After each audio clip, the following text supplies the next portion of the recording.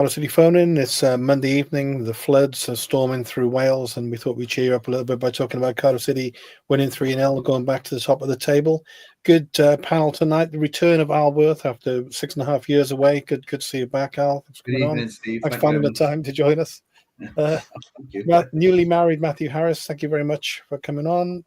And Donna Perry, great to get you back on the show. And Donna was out running at 6 o'clock this morning, just so you know, just put that in there. Just so, crazy. Well, I think it's crazy, but you know, it's also healthy. So, I'll come to you first, and I might come back a little bit to something you said just before now about youngsters in Cardiff City, because it is a great time to be following the club. Very comfortable win. Could probably been, maybe should have been 4, 5, 6 actually. We were kind of profligate with a few chances, but we're not gonna snip at a 3-0 win. And even though Mansfield had a few key players missing, and they're not the greatest team in the world, it was a very impressive performance from pretty well beginning to end. Would you say? Yeah, I looking back, watching back the 2 goals in particular, Steve, on afterwards, incredible. Really, it's not the sort of Cardiff City that we're used to.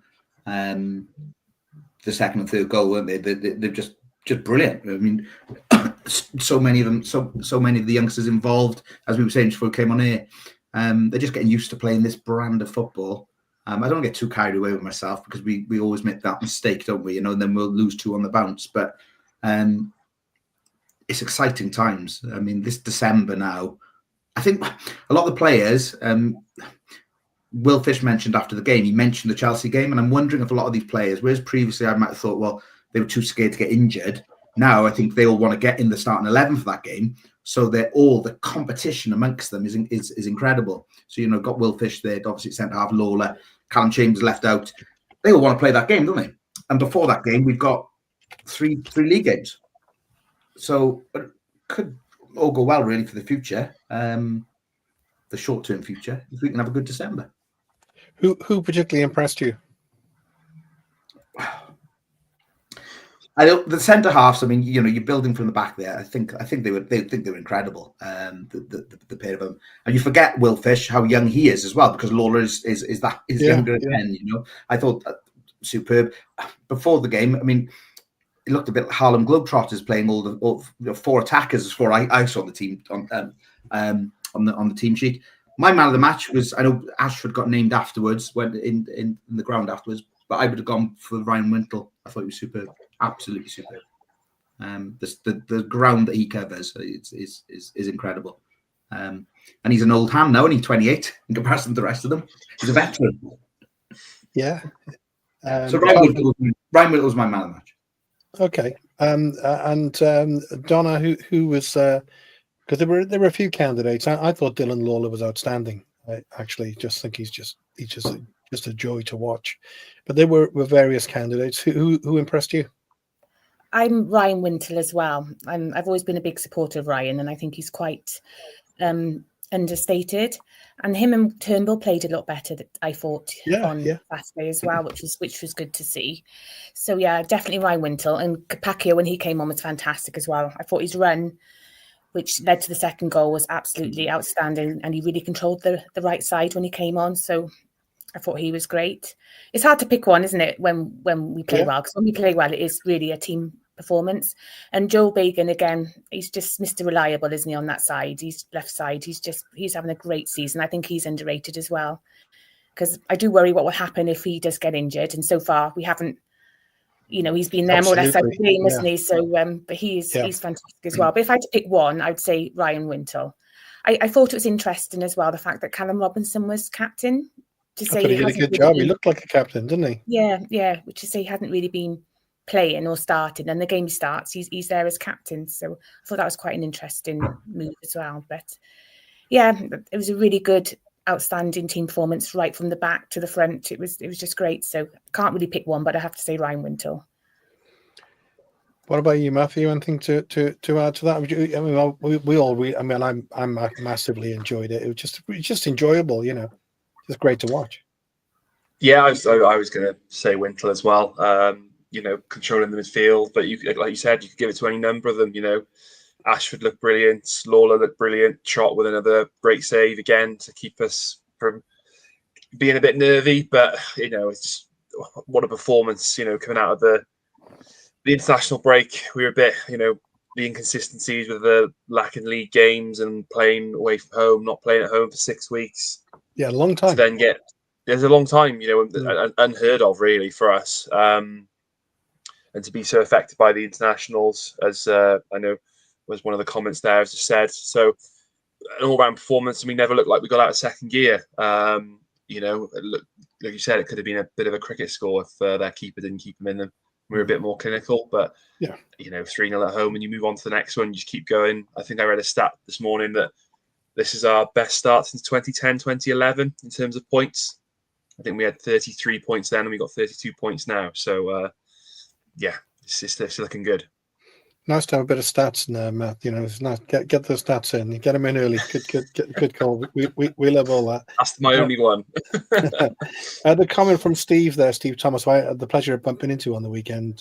I was there with my mate Jeff Delacruz, and he flew over from Dublin for the game. So he flew into Bristol, landed about 8 o'clock, came straight to the game, watched the match with me, and I dropped him at Cardiff Airport to go back after the game. And then the following day, funny enough, he contacted me and he couldn't walk. He all the walking about had done him, and he's got his leg up in ice. But hello, Jeff.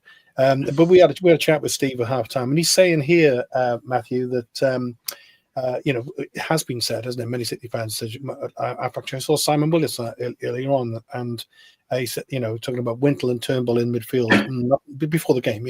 Not sure whether that can work that well, but they did look good together. And I thought actually Turnbull probably had one of his most impressive games. I mean that strike on goal, if that had gone in, that would have been a screamer, wouldn't it? Oh, it's a great attempt, and I think there are a few rumblings when the team came out, because obviously it's the first time in a while that Ruben hasn't been available. Yeah. That how we go about it, but when you saw that, there are a few people saying, "I hope Turnbull turns up," and he can be a bit hit and miss, but when he's hit, you saw the game on the weekend, he's really, really, really good. But I think they're getting a lot better at just playing the system and rotating players and getting players in and knowing what they need to do and what they want to do, rather than having to do their individual things. So I think, and the more time they have on the training pitch together, and he's a quality player. I think we signed him from Celtic, if I remember correctly. Yeah, that's right. So he's a quality player. He's better than League One. So it's good to see him coming out of his shell a bit and performing and working well with Wintle, because, like we said earlier, that was probably one of Wintle's best games this season, I think. Considering the season or two ago, he was on loan and looking like he was going out. So. Yes, he was, and it's funny, isn't it, Al? How the I suppose it sure must be the same with all football teams. But the clubs, the players we like to get on the back of for a while, and Ryan Wintle was certainly one of them. Turnbull, another actually, and then they're both playing. And also, weirdly, Ruben Caldwell is someone, the people blow hot and cold with. They don't quite see the value of it. And the point that Matthew said there, on that one about before the game, we're thinking, Ruben's out. We know he's out now for 3 months. We now know he's going to have an op, and we're thinking, who's going to fill that space? But we didn't seem to struggle too much, did we, with his on this occasion?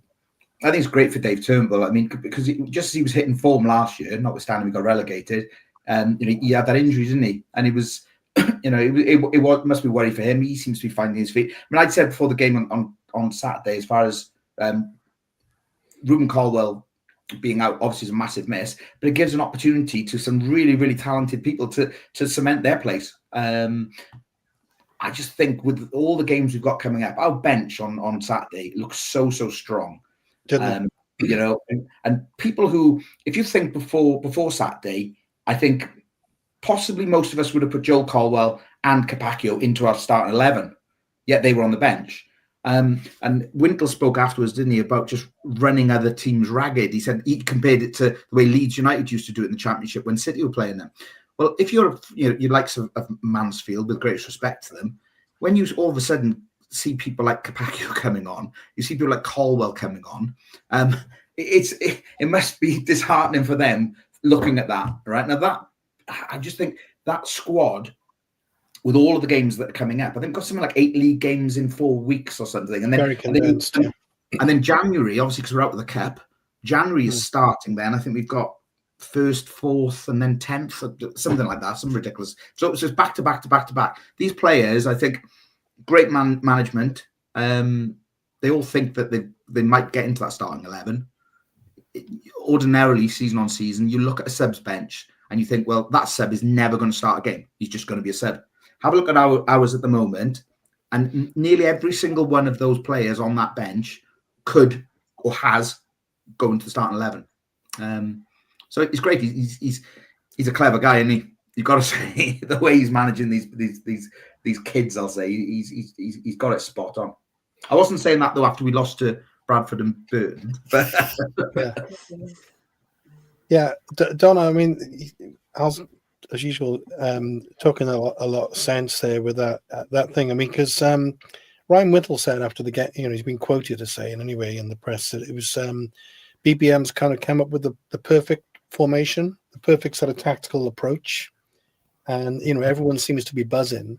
So there just seems to be a real sense of kind of positivity running through the squad, and maybe these cup games help in a way. Like tomorrow night, we'll see a whole bunch of different names coming in, but all the way through the squad, there's just fantastic competition for places and enthusiasm. Yeah, I mean, if you look at it, I mean, a lot of us said, and I'm someone that says, I wish sometimes we'd play two up front, but he doesn't. So then look at the competition that you've got there. You've got Salek and Robinson competing to start up front. So, it is amazing competition. And I think I can get where he's coming from when he says he likes this small squad. Because I think the advantage you've got of a small squad is that they do all play. So they all keep competitive. They're all keeping interested and they're all trying for that place. Rather when you have the big squad, then some people, like you said, we don't see for months and months, and they might just turn up, like you said, as a sub once and disappear. So, I do think that that's a good thing. But I hope that we do strengthen a little bit, though, in January. We need to maybe a cover for Ruben now and a cover for Joel. But I think what he is doing is great. But sometimes I do wish that we would maybe try two up front and not pass backwards and forwards in front of the goal as much as we do, because we did start off the first half doing that, didn't we? We were passing and backwards and forwards. But then I understand what they say is that's their game plan, to tire other people out. When they've got the ball, they're tiring out the other team. So, it's really good. I mean, I was saying to my mate at the time when I think it was 1-0, we seemed to be just having loads of possession, but we weren't necessarily, creating an awful lot with it. But and he said more or less what you said there about along the lines of, just they're going to do the block formation, just play around them and gradually break them down. And once we, once we started, we kicked on, like Al said, we scored two fantastic goals. I mean, we're looking really good, and one of the most enjoyable games I can remember seeing for some time. Donna, what about come back to Dylan Lawler? So there was a guy standing next to me in the Canton end, big lad, about 6'6", looked more like a rugby player than anything else. Big guy. So I didn't argue with him, but he told me Dylan Lawler's worth 20 million. I think it's early days for that. Because he's having a great start he's had a great start to the season, because we're only in December, halfway through, not even that yet. Just over a third. And my concern is with Dylan. It's December, and I think he's been out injured 3 times. Only niggles, not long-term injuries, but he's missed a few games, hasn't he, with injuries. So that's one that could take money, that could take his price tag slightly down. And it's hard to say too much, because we have to remember, and I think this is where we get carried away with our points total. It's the highest we've ever had for such and such. We haven't been in League One for 23 years. So this is what we're looking at. We're different to where we've been in the past. We've always been in the Championship for a long, long time, haven't we? And with 2 seasons in the Premier League. So we've got to remember we are League One. So if he's worth 20 million, maybe in years to come, if he's managed correctly and he can keep his injuries away, but I don't think he's 20 million at the moment. But hopefully in years, and I think we'll be lucky to hold on to him if we don't go up, though. Yeah. Whether we'll get 20 million from him, I don't think not yet. I mean, in the olden days, if we were offered 5 or 10 million, he'd be gone down the road, wouldn't he? So hopefully the club's taking a bigger picture than that. I love watching Dylan Lawler. It's only going to be one man's decision. That is, so that's we haven't got. That's not going to be down to the club. That's gonna be down to one man. So you know, it's going to be someone to persuade him that if he holds on to him, he'll get more. Yeah. Well, maybe that's a really good point, because at the beginning of the season, when we went down for the Peterborough game at the beginning of the season, you know, that was the day, wasn't it? The announcement was made about the club sale, you know, all being hot air and all the rest of it. Nothing's happened since, and very much for the point you're saying, that once we get into the championship and we kick on, then everything becomes more valuable. Everything changes. I mean, and the championship now is you know, it's you can see that the amount of investment and overseas investment that's gone into the championship now. Virtually every club, if not every club, is owned by a foreign owner, very, very wealthy foreign owner. So they can all see, you know, it's that promised land they all want to get to, because the amount of money then available. So I can't imagine even Vincent Tan would want to cash in on these kids at the moment, because I think they would be worth, like Donna said, I think they would be worth so much more if we were in the championship.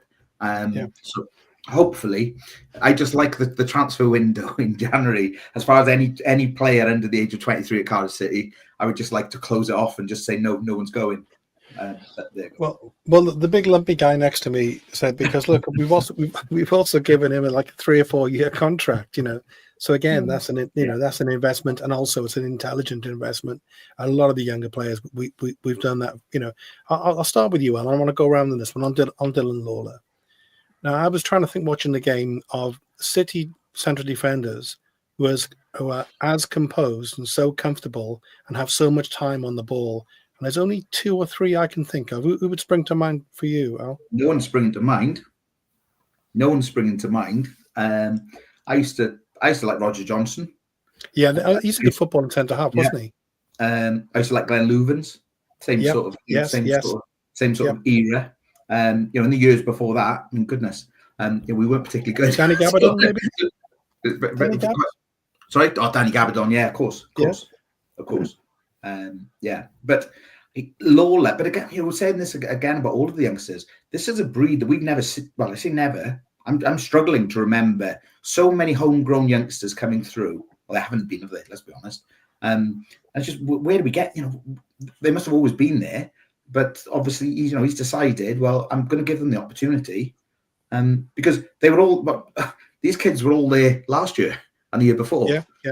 So something, you know, behind the scenes, they're doing everything right. They're just a joy to watch, aren't they? You know, they really, really are. The way they play football, in some ways, I suppose they're a bit fearless, aren't they? Because they say they don't play without fear. I thought we haven't mentioned Kean Ashford yet. I think he had probably one of his best games in a City shirt on the weekend. He had a lot of energy going on, didn't he? He just kept on going and going and going. And great to see him get his goal as well, wasn't it?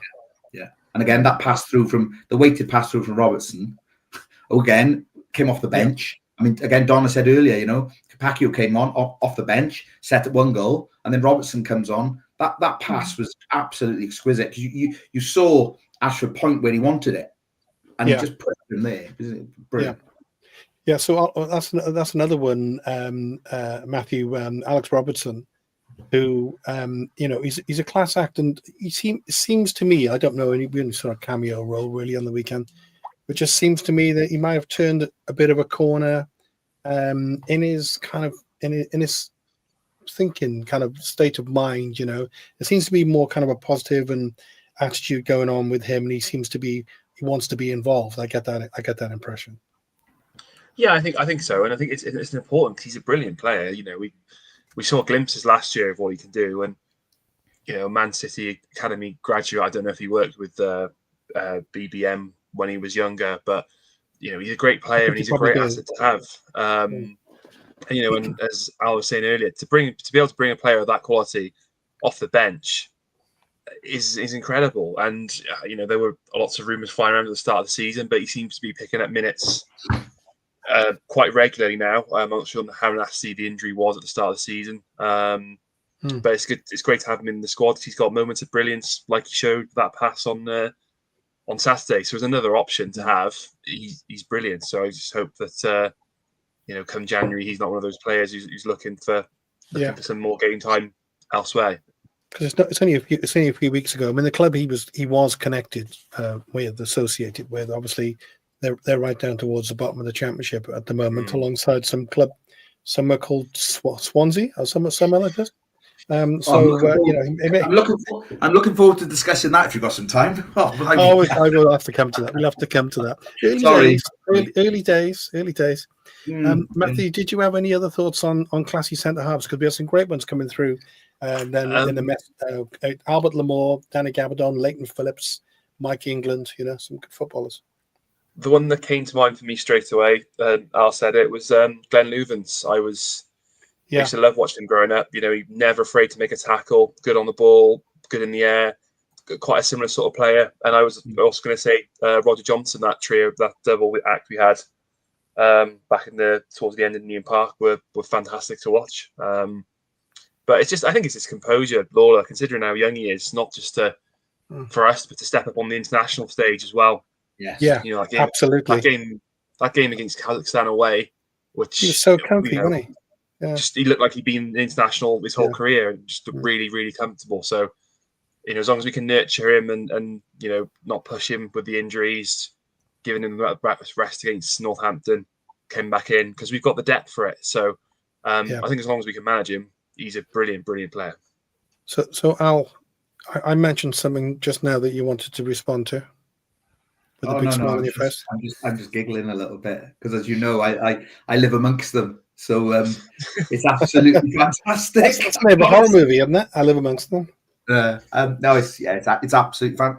One win in 10 or 11. Can I just right? So their head of recruitment. This is the most amazing story, and a lot of City fans don't know this. Okay, here we go. Their head of global recruitment and analytics. This is God's honest truth, right?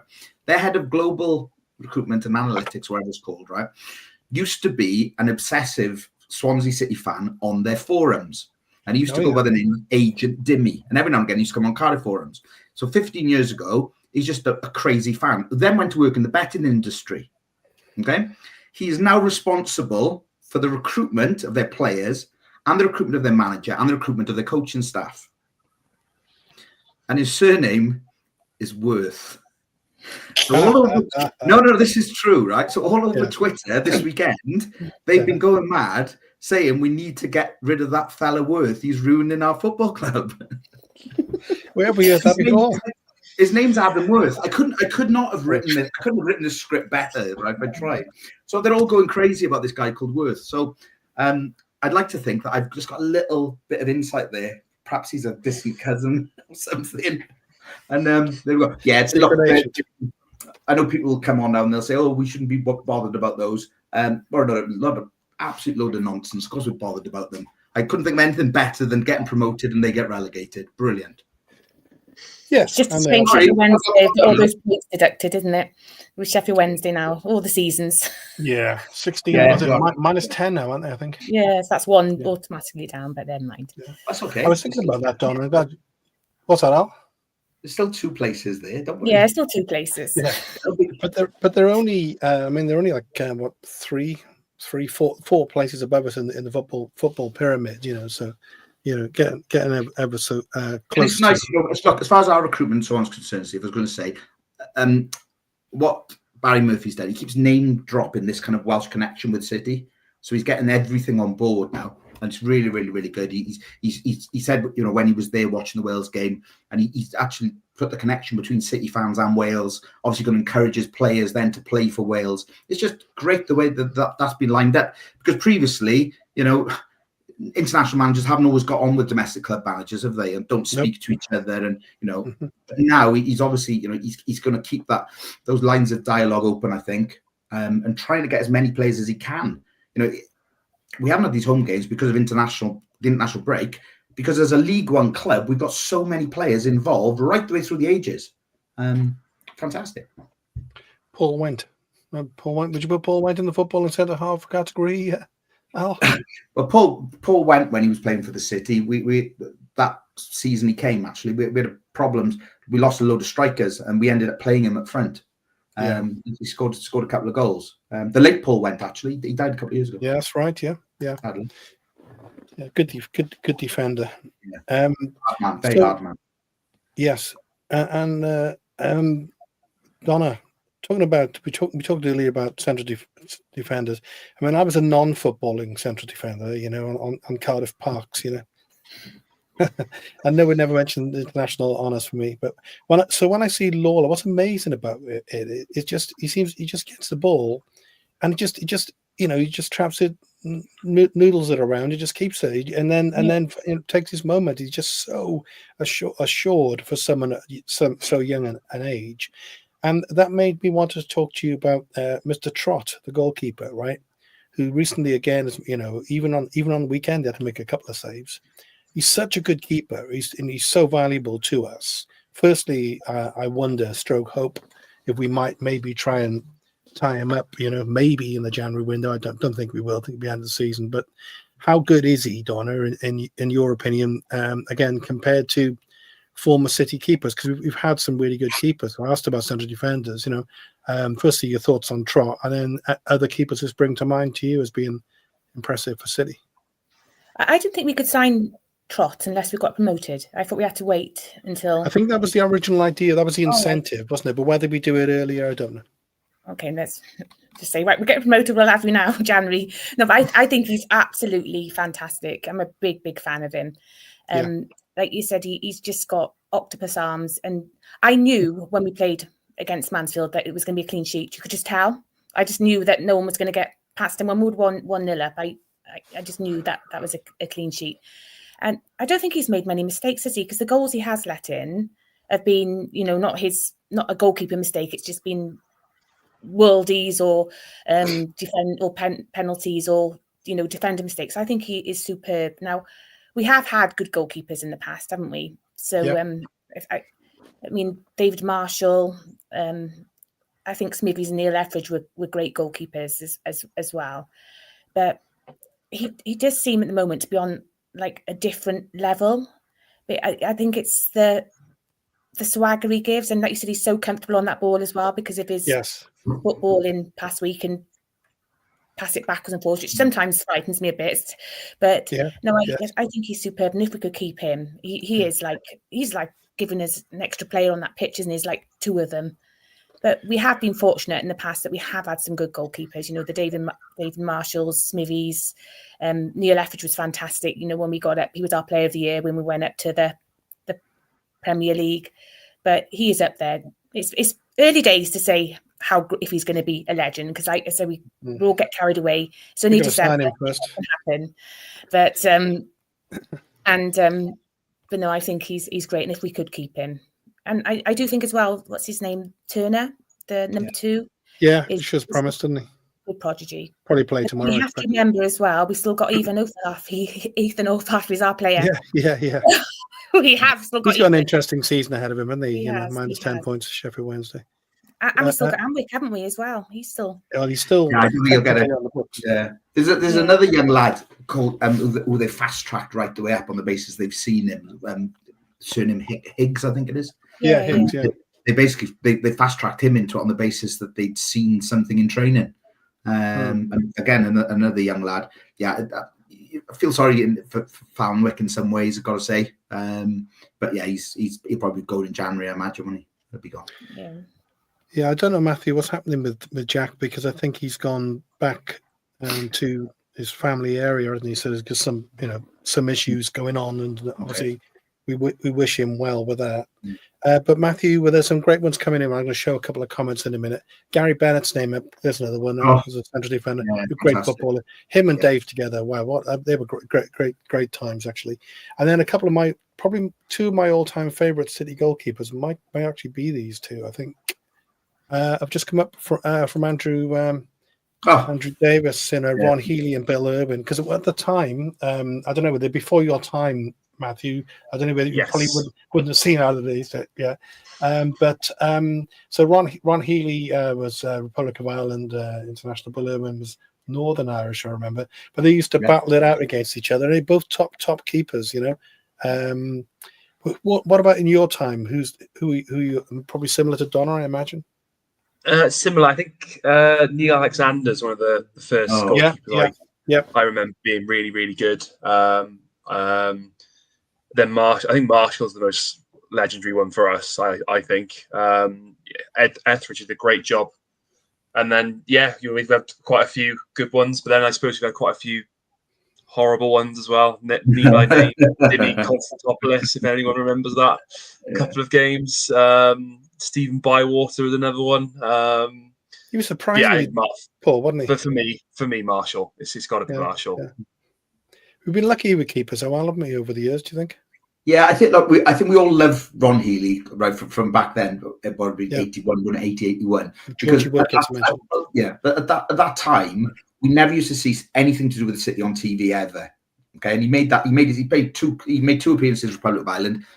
One was Poland away, and then he also played England at Wembley, and it was when he came on as a sub for Jerry Payton, and Keegan lobbed him, didn't he? But I remember as a kid thinking, my God, I've seen a City player like on national TV, and as a result, we all loved that because we didn't have many international players. Keith Ponting was around the same time for Wales, wasn't he? But we didn't have very many. Joe Dwyer, we just didn't have many at all. And I think as a result, the late great Ron Healy, anyone who supported City at the back end of the 70s, I think will all say, "Oh, Ron Healy was fantastic."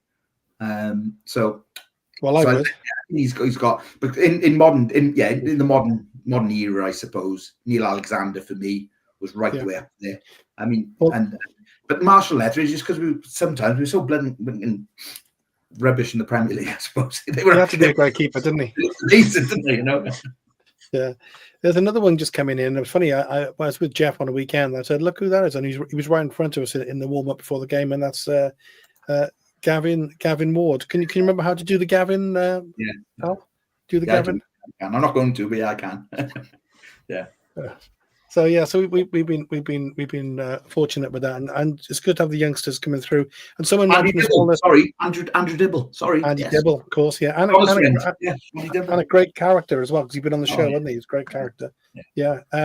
Steve Thomas, interesting. We didn't have a keeper on the bench again on Saturday. Turner was in the warm up, taking the shooting practice. So presuming it's tactical. Do you have any thoughts on that, Al? And maybe spin around on that. Actually, it's quite an interesting one.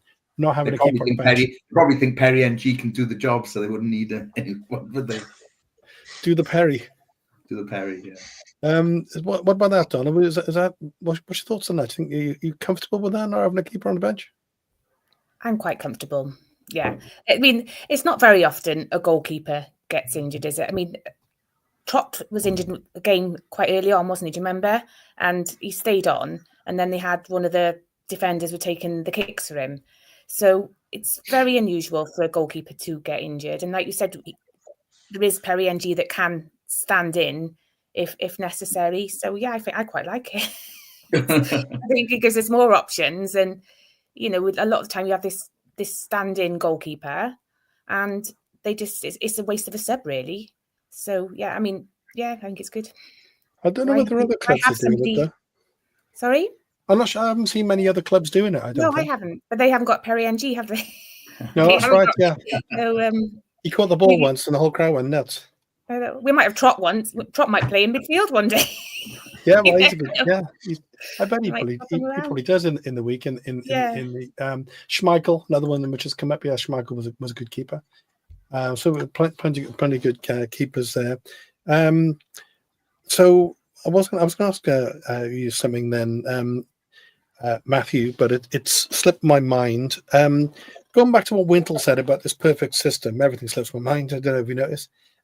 Wintle's perfect system thing. What for you? What would you, is that what BBM's done? Is it so noticeably different to what we've done before? Well, there's an actual. You can see where they're actually going towards what type of system they're trying to play. Whereas I think the last couple of managers we've had, it's just been a bit, well, like you don't know what we're going to do and how we're going to do it, you know.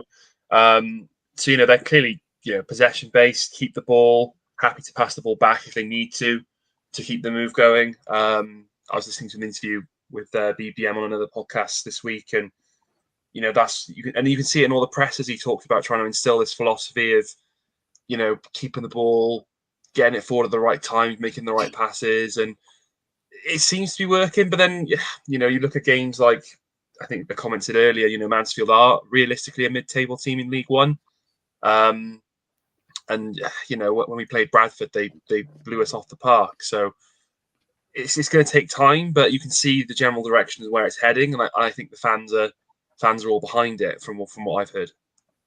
Well, thank you, and let me give you the first chance to respond to this question from Graham. With the squad we have now, because it's going to keep on building, isn't it, as we get towards January? With the squad we have now, and Donna alluded to it earlier, what positions would you sign? Where do we need strengthening, Matthews, you think, in January? I mean, I wouldn't say no to another striker. Yeah, and then we're a bit light on the wing. But other than that, it's too much. Don't want to disturb the squad a bit. I don't know, because you don't know who's going to go out, and it's going to be very interesting January. But I think we only need 2 or 3, maybe a little bit more experience.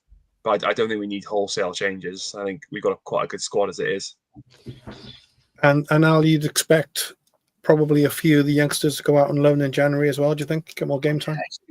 We just think positionally. I was just trying to work out, if we had any injuries, and we've got 2 for each place. I'm sure someone will correct me on this, but Bagan, age 20, left back maybe. Just beat me to it. Sorry. Bagan, Yeah. Thank you very much. Bagan, age 24, made his 100th City appearance on the weekend. I love Joel Bacon. Obviously, 100 games. It's incredible. But I think we'd miss him. I don't think. People say we can always improve. I think there's the room for improvement is amongst those who aren't in the team. Just get them play. Being stronger, fitter. I wouldn't sign anyone. And it's the first time I've ever said that. And crikey, previous years I'd given you 11 names. I really do think we're strong enough. I think it's great. I alluded earlier to the fact of how strong the bench is. It's brilliant, and even more youngsters coming through as well. So no, I wouldn't. Look, if we had a great December and the December that we all want, then that would mean the players are playing at the top of their game. And I think it'd be to then say, we need someone to put even more pressure on them. I wouldn't do it. But I'm not the manager. He knows best, doesn't he? And keep the faith. Oh, very much so. We've never lost it. We've never lost it, Steve. Come on. No. Oh. And Donna, you mentioned a couple of positions you thought we might need to maybe get some backup. And Joel is the one, I suppose, which concerns all of us really, because he's gone. Not like him to go down. He went down injured the other week. And we really don't want to lose him, do we? No. Although of course we've got a couple of players to come back hopefully. Yeah, we've got Ollie on the way back, haven't we? So yeah, Ollie's not far off, and he can actually play left back, can't he? Actually, yeah. I'd rather he didn't play there though. Yeah. He played in his rightful position, but we've got Ollie coming back. But I would definitely get cover in for Joel Bagan, and maybe potentially someone to cover the Ruben Cole position, because I know we've got Alex Robertson, but he seems still a bit iffy. He's not, he's not playing all the time, and so I wouldn't play because Callum Robinson. I wouldn't put him there like where he was. So I maybe get a cover for Ruben and then a cover for the left back, but I wouldn't bring in loads and loads myself either. What did you make of Robinson on the weekend? Because like I say, I thought he kind of, I don't know how really, but he just seemed to be encouraging everyone and like playing that captain's role. And I think he probably was the oldest City player on the bench. Seemed to be kind of trying to inspire the others, and it gave us the chance to play the two of them together, even with him slightly withdrawn. I wasn't totally against it, I thought he was a great captain. The only concern I have with him being the captain, because obviously we've got Chambers, he doesn't start every game. Ruben's out now, and then you bring in someone like Robinson who doesn't start every game. So we're not having that consistent captain person on the pitch every game, if that makes sense. So it's not likely that Robinson's going to play every game. So then we'll have to find another captain. So this is where we need like a steady captain, which we haven't had for a long time. Because even when Joe Rouse was here, he didn't play every game. So they were bringing in people to cover him. So that's just an observation. But no, he did play well there. But he's not. He's more of a striker, isn't he, Robinson? Than I would say a Ruben Colwill type position. Yeah, and I'm looking at the top, the list of the top strikers in Division 1, and something that we're probably going to come on to. I'll start with you, Dana, on this one. But Youssef Salah is only one goal off being top striker in the division.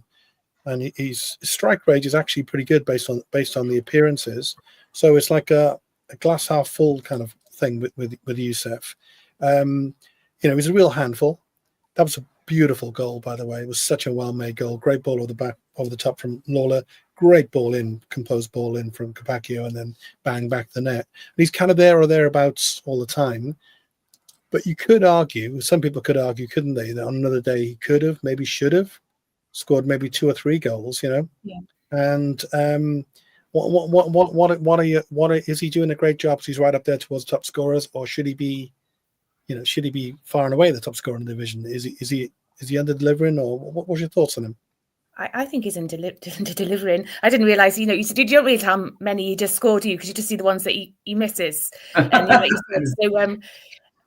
but he is. He's great. But I think he should be scoring. He should be head and shoulders above all these other strikers, because look how good he was in the Championship last year when he came as well. So he could score at Championship level as well. It's not just something new. So I think he's underachieving. He should be scoring more, I think. Well, let's go around on that one then. Matthew, what's your thoughts on Youssef? I like him. I think what Donna said there sums it up, that you scoring goals in the Championship, League One's a bit more physical, isn't it? And he gets into those tussles. He's not happy. He's more than happy to throw himself around, bounce off defenders. I don't think that's his natural way of playing. And he's still getting the goals, but he is still missing opportunities. But he's good at holding the ball up. He can make a pass. He's slightly more clinical. If you're being fussy, you get more goals. But I think we're a better team with him in the team than we are without him. So. I just think he needs to be a bit less getting involved and trying to play off the defenders rather than trying to be touch tight with them and having those battles. Because the referees in this league are just never going to give you those fouls. It's just not going to happen. I mean, somebody said to me over the weekend they thought he was just too slow. Well, he's not the quickest, is he? We've seen. But he's not there to be. He's not there to be, I suppose. But we've got players with pace. Yeah. Around him, Tanner, Willock. Obviously, Tanner's not playing, but I don't really know about Kellyman. I haven't watched him play all that much. I saw him in one of the Virtue Trophy games and a couple of the Championship games, but I don't think I've seen too much of him to know. But I don't think Salek's there for his pace. He's there to keep the ball, hold the ball up, and be that big man in the box for corners and for the crosses that you should be getting into him. I really like him, and I think he's going to finish the season a top scorer in League One. But I take the comments that you say. And Al, there were 2 moments on the weekend, weren't there? There was that great header when he actually probably headed it too well. The keeper made a good save and tipped it over the bar. And then there was the other one where it was fluffed right in front of him, and how he managed to miss that one. He just looked so embarrassed in it. But in general, what are your thoughts on him? There's a comment that just came up and disappeared, which said that he should have had a hat trick, and I agree. Yeah. But my glass today is really sort of half full. And what I would say is it overflowing? It is definitely, because you've got to get into that position to have those chances.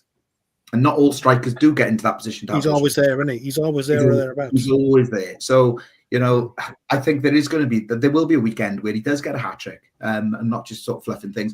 No, I think he's had a great season. I know people are a little bit critical of him, but yeah. He's putting the ball away. I'm thinking about Stockport away, right at the end, and he got that goal right at the end, and I just think there's not that many people who can get into that position and keep getting to that position. He's we're saying about he's not that quick, but he's fit, isn't he? He keeps running. I think if you look at him, I'm sure he's covering the yards. I'm sure he is. Going back to something that we were saying, that Donna said earlier about the captaincy, and we were talking about this as well on the weekend. The problem we've got, or a nice problem to have, that there's never one person starting the game who can then just be automatically captain, if that makes any sense, because all of them have been rotated. So, you've got Callum Chambers, you've got Ruben, Robinson, but none of them have been guaranteed. Well, Ruben was probably the only person who was going to be guaranteed his name, I think, on the team sheet. Someone else mentioned, there you are, right in front of me, Campbell Cedar Wintle. And I would agree with that. But candidate, didn't they? Didn't they have a players' vote though as to who was to be captain? Players' vote, the first one, yeah. Yeah. So I suppose they're getting the I always like to see a captain in the middle of the park just to see what's going on. Having a captain as goalkeeper never really fits with me. Avenel springs to mind. Yeah, I'd give it to Wintle. He's vocal, Wintle, as well, isn't he? He is vocal. Yeah. Going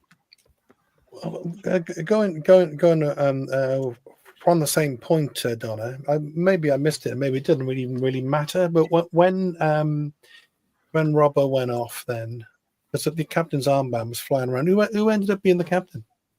I don't know. I didn't see. Was it Ryan Wintle? I don't know. I didn't even know who it was. Don't even know who it was. No. And on a similar note, in a way, because Perry NG's kind of a candidate in terms of his seniority. Except he'd be, barking at the ref and get booked all the time, But he's got that kind of leadership, and he wants to win, and all the rest of it. But we surprised. Why did he go off on the weekend towards him? Perry went off, didn't he? Didn't Perry get substituted? Yeah. Did he have a knock or something? No, I don't think he had a knock. It was just change. Yeah, I didn't see him get injured. I've not heard he's injured. Yeah. I just a little bit surprised, and of course, when if he was to play, the other way of doing it, of course, you play Perry and G, keep him on, and then you play Capaccio further up. Perry and G was injured. We were in trouble for the goalkeeper there, weren't we? Yeah. We would have been, wouldn't we? Yeah. So I didn't understand what do you think about that? Capaccio playing further forward and Perry and G in behind him. I thought that worked. I like that. I think that because he's quick, Capaccio, isn't he? He carries isn't he? So I think that works really well, that formation, because the second goal went into Capaccio when he ran up and passed over. It was fantastic. I thought brilliant. I thought that was better than the third goal myself. Yeah, I agree. I thought for me it was the best worked goal of the three. Capaccio, running Capaccio, Matthew, is he an out and out right back, or do you think his future lies further forward? I think further forward myself. He's got to be up there with the most assists in the league this year, I'd have thought. He's always right up there. He's one off, I think. Yes. I think he's one off. He's always popping up with assists and being in the right place at the right time. I think he scored a worldie against Peterborough, didn't he? Start of the season as well. Just what a player, and just it does baffle you really in the sense that we've had him for so long and only just started to see him now. And what you look at him and Lawler, they've got to be the two standout players for the season. The big lumpy guy standing next to me said Ronan Capaccio is worth 20 million. And he's young, isn't he? He's only 18, isn't he, Capaccio? Yeah, he's so young. Yeah, he's just incredible. so young. Yeah. And we've got an absolute gem on our hands there. Comfortable on the ball, comfortable tracking back, makes passes, beats players. He can cross the ball. He'll fit. If we do go up, he'll fit into the championship easily. I reckon easily. Yeah, and he's unfortunately. I mean, he is another one who is going to be a target, isn't he, for other clubs as we go forward. We should talk about tomorrow a little bit. This Virtu Cup competition. I think is it the last 16 we're in now? Is that right? 32. We're in 32. So if we win this, will we be 3 games from Wembley? Yeah, that's right, isn't it? 16-8-4, and then you're in the final. And then, of course, with the League Cup, we're 2 games from Wembley. So, Steve, isn't it strange though, right? And correct me if I'm wrong, but if we were having a dire season and nothing else to look forward to, everyone would be going on about this Chelsea game. Okay, yeah, and I get we've sold 30,000 tickets. That's great, right? But on Saturday, everyone I was with, no one was talking about the Chelsea game. We were talking about what we can see in front of us. It wasn't that we were just watching rubbish and we couldn't wait until Chelsea arrived in town. And we've got a fantastic opportunity after tomorrow. Three games then in a week, 2 at home, and 1 against second place team. I mean, I'm not going to say for a moment it's going to be season defining, but we could really, no, I'm not going to get too excited on that. Okay, but I think it's going to. And then we've got the Chelsea game. So I think it's testament again to how well we're doing that people aren't just talking about Chelsea. And yes, and are you also happy, because we'll talk about the Chelsea game as we get closer to it? I watched Chelsea play Arsenal actually yesterday. Doing a bit of scouting. See what we're up against. So we got this game tomorrow against Wimbledon, and it's going to be predominantly the kids we think aren't playing. Would you say? Oh, well, he said after the Arsenal game that he would be.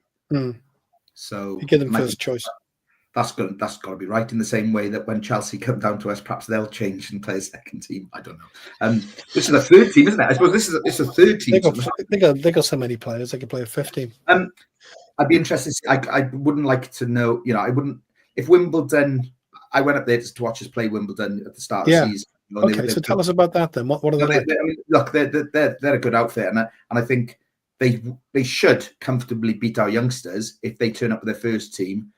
They took the lead, I think, against Huddersfield on the weekend 3 times. Huddersfield came back in the end to draw 3-3. But Wimbledon, I think they're a good team. So, I mean, I wouldn't like to put any predictions for tomorrow. And having said that, I haven't seen the youngsters other than that Arsenal game. So, that was great, though, wasn't it? Yeah, but it's the unknown, isn't it? Yeah. But it was so enjoyable, wasn't it? It was, just the kind of enthusiasm and the dynamism of the experience for the players. It means so much to them. It's that playing without fear, isn't it? Having fun. Yeah. That's what it's all about, really. Of course, that goes both ways, Donna, doesn't it? With the youngsters, that they don't have those filters that I don't know who I'm talking about here. Older people can have, yeah. But because they just kind of throw caution to the wind, sort of thing. I suppose it can go both ways. They're going to make mistakes. They're learning, but it's exciting to have this batch of youngsters coming through, isn't it? Oh, amazing, definitely, right? and for them, it's their cup final. This is their cup, isn't it? They're playing to impress. They want to win. They probably want to win more than this more experienced players. So I think it'd be good if it is the kids and. Let them have their cup final. Let them have their glory, isn't it? And what about players like Osho and these kind of players who haven't played much? Did you give them a bit of game time as well? At the end of the day, Osho is apparently a good player, isn't he? So he had a bad start. So maybe it'd be nice for him to have a game that doesn't have that much pressure on him to try and get his confidence back and see. I think so. I tend to think so. I mean, like we were talking, there and not play, can he? We bought him. No. He's our. Well, we've got to think. Who BBM's. You imagine BBM made the decision to sign him. We think he knows what he's doing. The top of the league. He's got a good heritage and history as a coach. We got to believe in him and think. Well, he wouldn't have signed him if he was no good. Exactly. And he's made mistakes, but maybe. Bring him in and try and get him battle hardened and up to speed and build on confidence. What do you think, Matthew? Yeah, I think so. I think when we signed him, I think Luton fans were saying we've got ourselves a good player there. Yeah. And he looked really good in the Championship. And I'm not sure. Did he play with the Premier League with Luton? I'm not sure. Yeah, he did. Yeah. So obviously they got relegated, but it wasn't.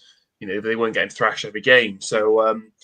I think we've got a good player there. He made that bad back pass and caused the goal. And at the end of the day, he's competed against some good players in Lawler, Fish, and Chambers. So you probably thought he's going to come in and go straight into the starting 11 and get the game time. So I think a game like tomorrow is the perfect opportunity. And if he's carrying a niggle or what, I don't know, but it'd be the perfect opportunity to give him 90 minutes against league opposition, because I think Wimbledon will probably. Go for it tomorrow. And of course, Martin Ryan mentioning Kellyman, be interesting to see him play to the 10. Gives us a chance to try things like that, doesn't it? It would be, yeah. I mean, look, going back to Osho for a moment. I mean, Will Fish, for example, has raised his game because he knows he's got competition. And I was listening to Barry Murphy playback of his interview with Rob Phillips off BBC, and he, instead of just lavishing praise on the youngsters, he said, because they were talking about Will Fish's second goal of the season, and Barry Murphy turned around and said, yeah, well, we're expecting that from him because he should be scoring more. And I was like, wow, it's hard going, isn't it, really? But I think with that competition, I think at the moment Fish and Lawler are best pairing, but I don't. Absolutely. City fans love a scapegoat, and until Fish has been playing so well recently, a lot of people were quite happy to put the boot in on him. And now the current one would be Osho if he came back and made one more mistake. I think, again, we'd love a scapegoat. So before that was Willock, wasn't he? But then he scored some goals. He's looking good again, isn't he? Exactly that. Yeah. There's always one though, isn't there, Donna? There's always, like, the non-flavor of the month. Somebody's taking a bit of abuse. Ruben Colwood used to get loads of abuse.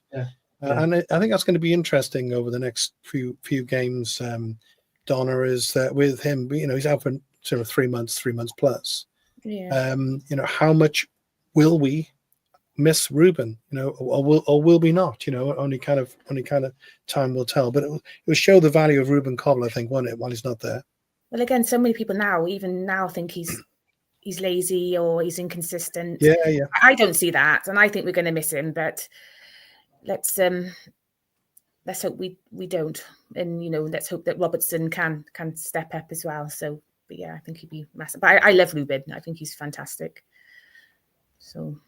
Yeah, I think we're all I'm devastated that he's going to be out for a while. And when he went down, I said last week, Al, funny with Ruben, because he's 6'5" and whatever, but he's a touch player, But when he goes down, you he's injured. He doesn't. He's not that kind of player to go down. Changes for the Huddersfield game. Any changes for you, Al? He will make some. Guaranteed. He will. Hopefully not central defence. I hope he doesn't change central defence. He will change something. He sees something, obviously watching the opposition, and he will change something. We've got 8 league games in the next 4 weeks if we go right up until the 4th of January. So it's fine if he does want to, rotate things, because I can't see that against Huddersfield next week or on Saturday, but that's quickly followed by the Tuesday trip to Stevenage, isn't it? So he'll be rotating. Those 3 games, what we're looking at, if we could win the 2 at home and get a draw away at Stevenage, I think that's a good return. But I think we're all getting a little bit greedy now, aren't we? We want to win all. We think we'll win all 3. Well, I suppose in a way we're greedy, but we do have this run of home games. We waited, like Matthew said, we waited like 6 weeks for a home game. They said 6 come at once, and we got to take advantage of those home games. And we also need, I think, we won 2 in a row now. We need to put a little run together. Donna, don't we, to kind of push ahead, because it's still fairly tight. Really even 4 points ahead of 7th, I think we are at the moment. I think if we lose one and the others all win, we go out to like 6th place. Do you know that's how tight it is? I was looking. Yeah. So we really need to. And these 2 against Stevenage, I think are going to be, because they are on a high. I don't know much about them, to be honest. All I know is that I couldn't tell you who their star players are. I couldn't tell you why they're up there, but I understand that they don't let many goals in. They don't concede many goals now. Yeah. So if we can beat them, that will be amazing. Really knock their confidence, and hopefully they'll start a bad run and it'll get us going. But no, it's really, really tight, and you can't really afford to lose your home games now at this stage. At some point, we have to put a run together, and hopefully the 3-0 lifted us, so we can score goals, and we the game plan's working, and we kick on, because then the other side of Christmas, if we're a few points clear, then maybe we can look at the squad more holistically and see what we do from there. Wimbledon at home, and then Huddersfield at home. We'll just whiz around on that. Matthew, score predictions? I will say a quick fun fact about Stevenage. They're managed by ex-Cardiff City striker Alex Ravel. That's right, Yeah, so... that's 2 stats you've given us tonight. I kept starting it. Back on the show. Depending on... Well, we're going to play the youngsters, so I think I'm going to go 1-1 draw, and we'll win on penalties. Okay. Al? I never normally go against City, but I think Wimbledon, if we'll play the kids, I think Wimbledon will beat us tomorrow night. But I think we'll give Huddersfield the same sort of hammering we gave Mansfield. Matthew, did you want to say the Huddersfield predictions? Huddersfield. Am I right in thinking that's a game in hand, isn't it? Our game in hand over everyone else. Even though it's weirdly on Saturday, 2-1. Okay, that'd be great. Donna? I'll go 3-0 for Huddersfield, because I think now we're going to start scoring and keeping some clean sheets. I don't know about tomorrow, because I can never say anything negative score-wise for Cardiff, because I think it'll come true then. So I think it'll be a draw and we'll win on penalties. That's what I'll say. Okay, that's a nice diplomatic idea from both of you, Matthew. Well, thank you all very much. We'll see you soon. Cheers, guys. Thank you. Thank you. This channel is powered by an incredible membership community on Cardiff City World and patreon.com/Ace Podcast Nation. Becoming a member unlocks exclusive rewards from early access to live event tickets, bonus content, and even the occasional inside transfer scoop when we get it. But more importantly, it allows us to bring you top quality Cardiff City content 7 days a week. Across those 7 days, we're talking match previews, exclusive interviews, instant match reactions, the breakdown podcast, tactical deep dives, the spotlight series, Bluebirds Rewind, Academy Focus, and just so much more. Led by myself, backed by an army of passionate Cardiff City fans, this is content created by fans, for fans, balanced, professional, and 100% all about the club we all love. If you enjoy what we do, then join the community today and support what we are doing as we help to keep Cardiff City World flying high.